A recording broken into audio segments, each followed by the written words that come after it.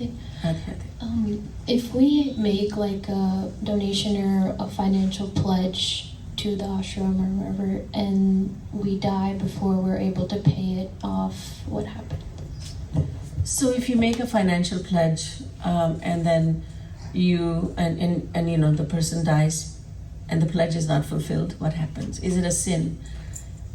It is a sin if the person who has made the pledge is kind of just sitting on the pledge and not doing anything, not giving anything, and he is spending his earnings on his body only, and he has forgotten about the pledge. He's careless. Then it's a sin. But the other scenario is that he is really trying, and he has given back. He's giving back, let's say every month, every week, whatever it may be. He is trying, and he is making the effort, but he happened to die, so it's not his fault. It is not his fault. So I will take this opportunity. So it depends on the effort, and always remember that God and Guru always look at the effort. There was, let's say there is a woman, and she wants to do a lot of seva. She wants to give $1 million to her guru or guru's ashram, and yet she doesn't even have $1,000. She wants to give it, and that feeling, the sentiment she has, she's dying to give that much money. So then, you know, God and Guru have written down that she has given $1 million because she cries for it. She really pines for it. I really want to do this seva, but she doesn't have it. So just because she wants to give it so badly, it is written for her that she's given it. And if one has made a pledge, a financial pledge, towards the ashram, towards Guru's mission, and then it becomes the responsibility of that devotee to fulfill the pledge ASAP. What happens usually is that other works come in, other needs come in. Right? I need to get my roof fixed, and I need to do some home renovations. I need to buy a new car. Let's say there's so many reasons, reasons for not fulfilling the pledge and just using it for the sake of the body. So if someone spends that money elsewhere and says, I have no money, then that would be a sin. But if a person is actually trying to, there have been instances where a devotee has taken out a loan from a bank just to fulfill the pledge. And that's commendable. Only if they can, of course, they know that they want to he wants to fulfill that pledge as soon as possible. And the bank loan, yes, he's fulfilling that too. But he thinks, okay, now the need is right now. What if I give after a year? The need is right now, so I will take a loan out. Shri Maharaj Ji had said something about that. एक बार महाराज जी ने बताया था, ये आश्रम बन रहा था, तो श्री महाराज जी ने कहा कि सबका कर्तव्य है, मैं अपने सभी बच्चों से आशा करता हूँ कि सब लोग इसमें शामिल हों, सेवा करें, चाहे अपनी धनराशि लगा के, चाहे बाहर से चंदा इकट्ठा करके।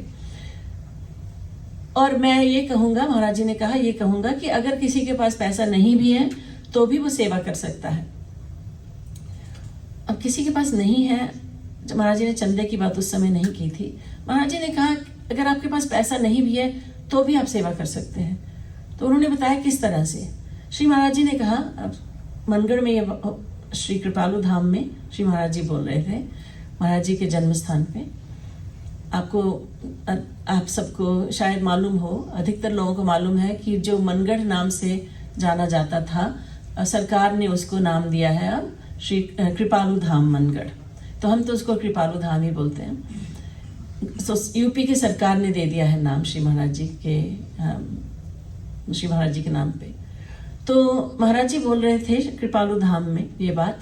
तो श्री महाराज जी ने कहा, अगर भगवान न करे, अगर किसी के घर में, अगर आपके घर में आपका प्रियजन बहुत बीमार हो जाता है और डॉक्टर कहते हैं हमारे यहाँ भारत में इसकी चिकित्सा नहीं हो सकती, इसका इलाज नहीं हो सकता, इसको अमेरिका ले जाइए, कनाडा ले जाइए, इंग्लैंड ले जाइए, तो आप क्या ऐसा कहेंगे कि हमारे पास तो पैसा है नहीं, मरने दो इसको?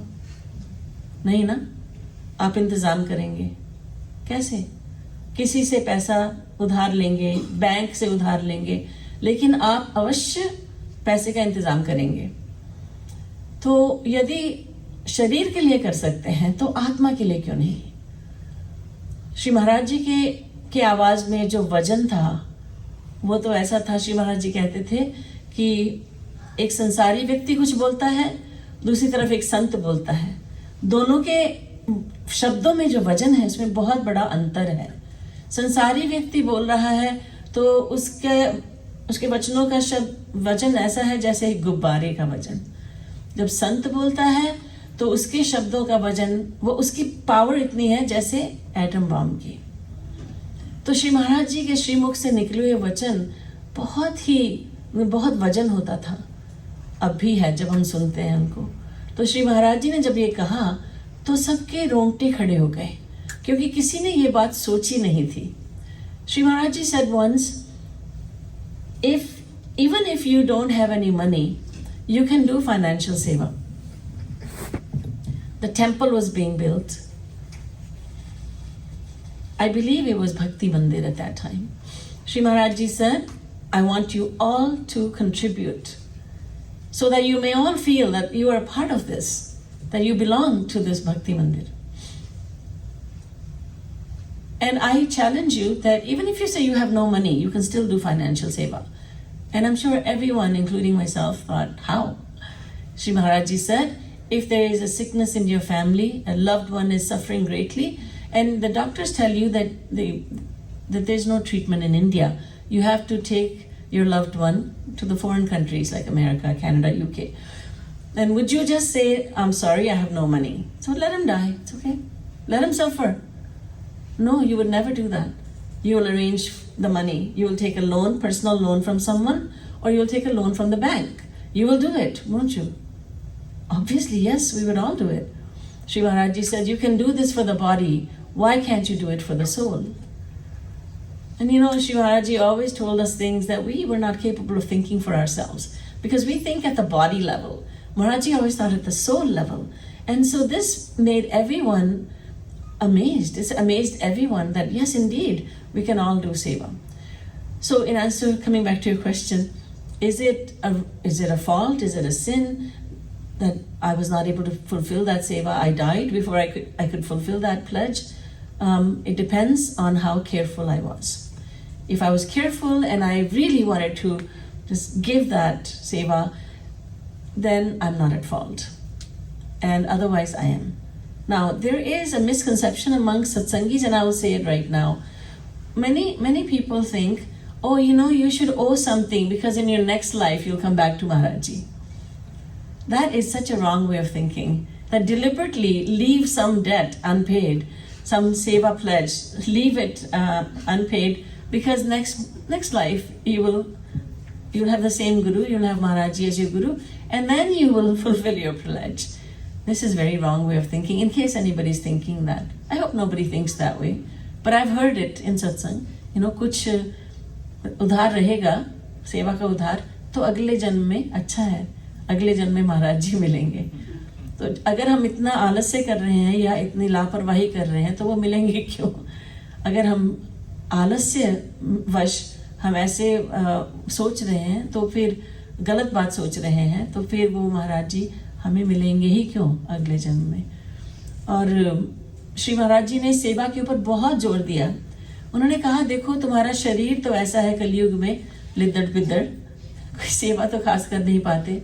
और हम सब जानते हैं बुढ़ापे से पहले ही बुढ़ापा आ जाता है.